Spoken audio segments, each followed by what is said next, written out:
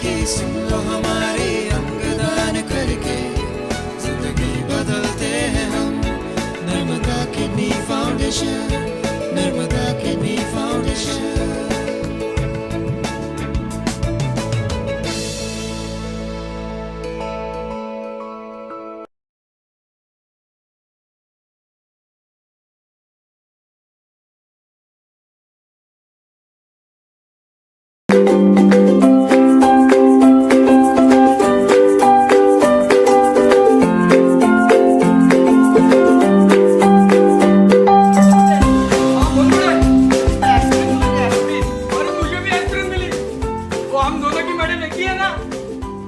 अरे बोल बोल बोल, अरे बोल ना, क्या हुआ?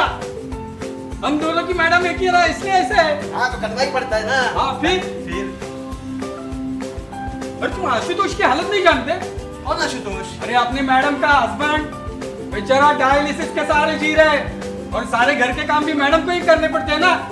और मैडम के सब काम हमें करने पड़ते हैं। बिल्कुल।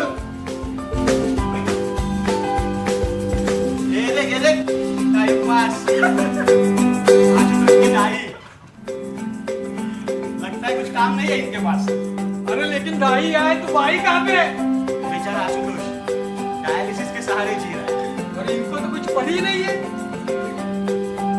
अरे ये देख आशुतोष की भाई भी आ गई। व्हाट्सएप पे लगता है। इनको कुछ पड़ी ही नहीं है, फुर्सत ही फुर्सत है इनके पास। अच्छा एक बात बताओ, हाँ ये आशुतोष की सेहत कैसी है?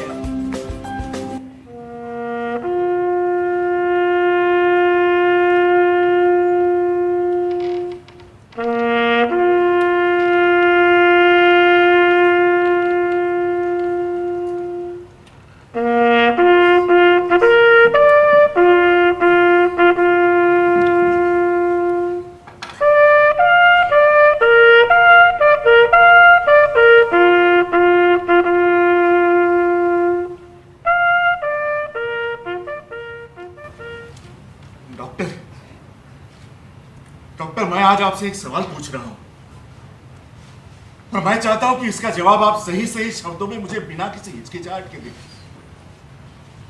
और हाँ, अगर मुझे बुरा लगे या मुझे कोई गहरा सदमा पहुंचे इस बात से, अगर किसी बात को आप छुपाना चाहते हो तो प्लीज प्लीज ऐसा हरगिज मत करो।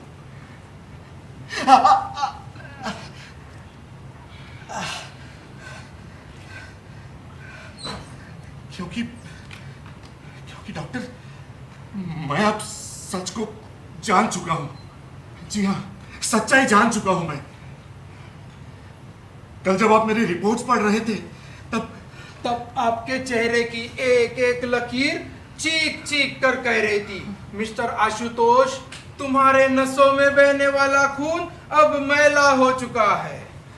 जिस जिस्म पे आज तक तुम्हें नाज था, वो जिस्म अंदर से ही अंदर खोखला हो चुका है। इसलिए मेरी आपसे दरख्वास्त है कि जो भी बात है आप मुझे सच सच कह दो प्लीज। डॉक्टर, और कितने दिन मुझे इस डायलिसिस के सहारे जीना होगा? ये डायलिसिस का लंबा दौर कभी खत्म होगा भी या नहीं?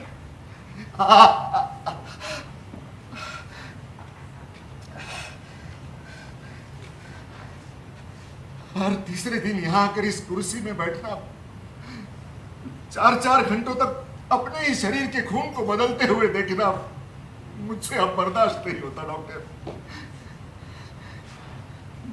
जब भी मैं इस कुर्सी पर आकर बैठता हूं तो सामने खड़ी मेरी बीवी की और बच्चों की आंखों से टपकने वाले आंसुओं को देखकर मुझे बड़ा अपराधी सा महसूस होता है। डॉक्टर, तंग आ चुका हूं इस जिंदगी से। अरे मुझे जिनका सहारा बनना चाहिए आज उन्हीं पर मैं बोझ बने बैठा हूं। नहीं चाहिए मुझे ऐसी जिंदगी। डॉक्टर, मैं इस यातनाओं से मुक्ति चाहता हूं। डॉक्टर, मैं इस यातनाओं से मुक्ति चाहता हूं। प्लीज, इस यातनाओं से मुक्ति चाहता हूं मैं।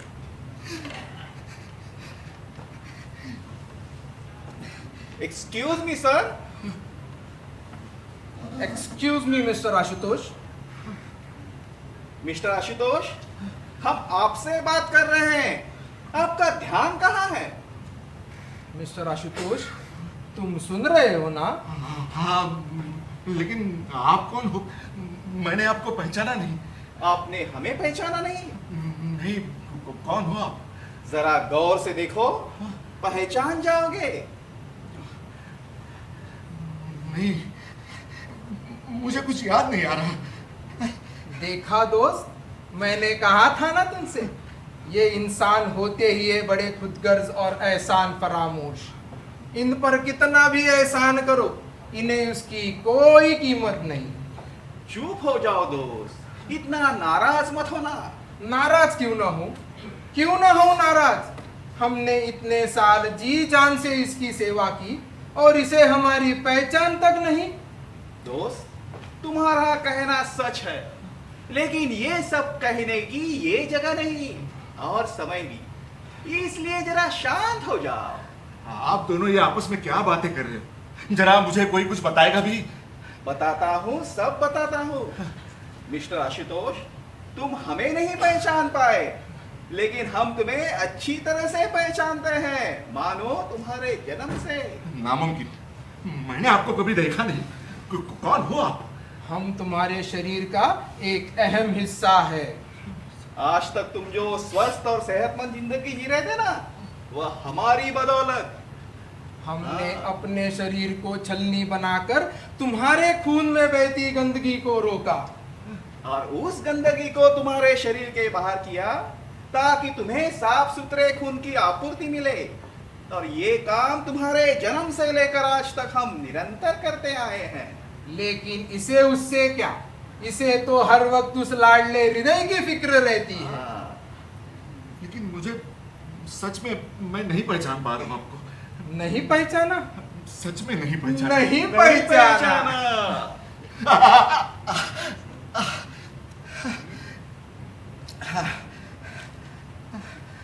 अब मैंने पहचाना आपको। अभी पहचाना, हम वही है। लेकिन एक बात मेरी समझ में नहीं आ रही, आप दोनों के होते हुए मुझे इस डायलिसिस के सहारे क्यों जीना पड़ रहा है? बोलो बोलो ना, जवाब दो। हम वही बात बताने जा रहे थे। कौन सी बात? हमें तुम्हारी सेवा से मुक्ति चाहिए। लेकिन क्यों? क्योंकि डॉक्टर के कहने के मुताबिक अब हम थक चुके हैं। हम अपना काम पहले की तरह नहीं कर सकते। क्या मतलब? संक्षेप में, अब हम दोनों हमें सौंपा गया काम करने के लिए नालायक है। इसलिए जितना हो सके उतना जल्द हमें आपकी सेवा से मुक्ति दे दो। नहीं, आप ऐसा मत करो। देखो, आप मुझे इस तरह बीच रास्ते में छोड़ के नहीं जा सकते। अरे मेरी अभी उम्र ही क्या है? सॉरी मिस्टर आशुतोष, हम मजबूर हैं, हमें जाना ही होगा। नहीं, प्लीज ऐसा मत करो। अरे ये मेरे ही साथ ऐसा क्यों हो रहा है? मैंने कौन सा पाप किया है? ये तुम्हारी खानदानी बीमारी है और इसे कोई कुछ नहीं कर सकता। शायद हमने आपको पूरी बात बता दी है। अब हमें जाना होगा। Good bye mister Ashutosh. मेरी बात गुड मानो। बाय। मेरी बात सुनो प्लीज। देखो, मुझे इस तरह बीच रास्ते में छोड़ के मत जाओ प्लीज। आप ऐसा नहीं कर सकते। मेरी बात मानो। इस तरह मुझे बीच रास्ते में छोड़ के मत जाओ।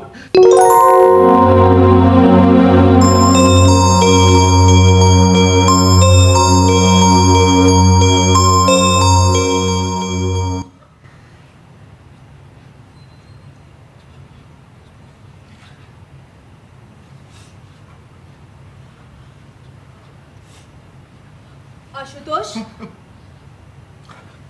क्या हुआ? तुम ठीक तो हो? अच्छा, वो डायलिसिस पूरा हो चुका है? वो तो कब का पूरा हो चुका। डायलिसिस के बाद तुम्हारा ब्लड प्रेशर थोड़ा हाई हो गया था ना, इसलिए डॉक्टर ने तुम्हें यही आराम करने के लिए कहा था। अच्छा, शायद उसी वक्त मेरी नींद लग गई। अच्छा, वो संजू बाबा का फोन आया था क्या? वो डोनेशन के फॉर्म के बारे में मैंने उससे बात की थी। कुछ बताया उसने? नहीं। मनोज भैया, उसको भी फॉर्म मैंने ईमेल किया था। रिप्लाई आया? मैंने फोन किया था उन्हें, लेकिन किसी ने आंसर ही नहीं किया। और वो शशि अंकल का क्या हुआ? उन्होंने भी कोई जवाब नहीं दे रहा आशु। अच्छा, कौन अपना कौन पराया, मजबूर है सब नाते रिश्ते, अपने लगने लगे हैं अब तो बेनाम मौत के फरिश्ते। आशु चले, घर चलते हैं। हाँ, 6:30 की बस भी आती होगी। बस? क्यों, हमें आज बस से जाना है? हाँ। लेकिन हम रोज तो टैक्सी से जाते हैं ना। वो मेरा एटीएम कार्ड नहीं चल रहा ना, तो पैसे नहीं निकाल पाई। कोई बात नहीं, एक दिन। एटीएम नहीं चल रहा है या बैंक में पैसे नहीं है? नहीं तो ऐसी कोई बात नहीं देखो है। आशा, बहाने मत बनाओ, मैं सब समझता हूँ। मेरी इस बीमारी की वजह से आप दोनों पर क्या गुजरती होगी इसका अंदाजा है मुझे, लेकिन मैं कुछ कर भी तो नहीं सकता। लानत है ऐसी जिंदगी पर। आशुतोष, प्लीज ऐसे मत बोलो। क्या आपके लिए हमारा कोई फर्ज नहीं बनता? हाँ? और मुझे ये समझ में नहीं आता, आप अपने आप को क्यों कोसते हो? तो फिर क्या करूं मैं? इस बीमारी की वजह से मैं पूरी तरह टूट चुका हूं, अपाहिज हो चुका हूं मैं। अच्छा, मुझे माफ कर दो प्लीज, प्लीज मुझे माफ कर दो। आशुतोष, आशुतोष शांत हो जाओ, प्लीज रोना बंद करो। देखो, देखो मेरी तरफ, देखो ना, देखो मेरे डॉक्टर साहब से बात हो चुकी है। बहुत जल्द ही तुम्हें इस डायलिसिस के चक्कर से हमेशा के लिए छुटकारा मिलने वाला है। क्या? हाँ हमें डोनर मिल गया? हाँ सच? हाँ, कौन है वो? मैं खुद। अच्छा, तुम? आज सुबह ही डॉक्टर साहब से मैं सारे टेस्ट कर चुकी हूँ। अशोक, कोई प्रॉब्लम नहीं है। नहीं, देखो ये बात आप दिमाग से निकाल दो। देखो, अरे- जिद मत करो, मैं आपको कई बार समझा चुका हूँ। अरे अपने बच्चे की परवरिश करनी है हमें, हम दोनों में से किसी एक का स्वस्थ रहना बहुत जरूरी है। आशा, मानती हूँ, आप बिल्कुल सही कह रहे हो, लेकिन मुझे बताओ, अगर आपकी जगह मैं होती तो आप मेरे लिए कुछ भी नहीं करते। वो बात नहीं है आशा, प्लीज। और देखिए, आपका डर बिल्कुल बेबुनियाद है। डोनेशन के बाद भी मैं अपना जीवन सामान्य तरीके से बिल्कुल पहले की तरह जी सकती हूँ, ऐसा मेडिकल साइंस कहता है। वो सब मैं नहीं जानता, लेकिन तुम ये पागलपन छोड़ दो बस। आशु, मेरा फैसला हो चुका है। बात को समझने की कोशिश। आशा, जी डॉक्टर साहब, जी मैं अभी आ रही हूँ। हाँ, आशा, ओके। आशु, देखो मेरी चिंता मत करो, मैं बिल्कुल ठीक हूँ।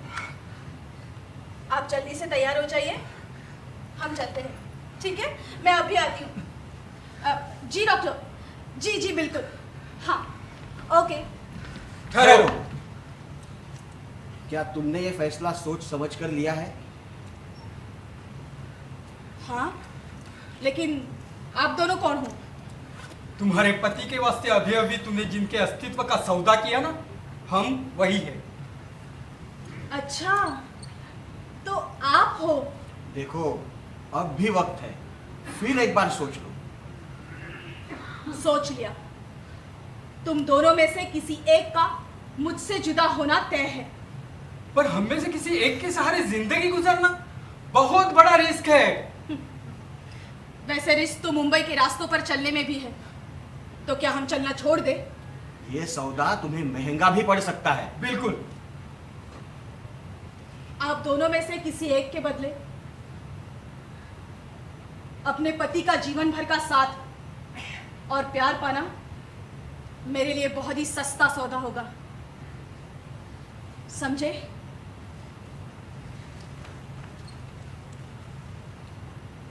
कमाल है, यह औरत पति के लिए अपना आधा अंग त्यागने तैयार है। शायद इसीलिए पत्नी को अर्धांगिनी कहते हैं।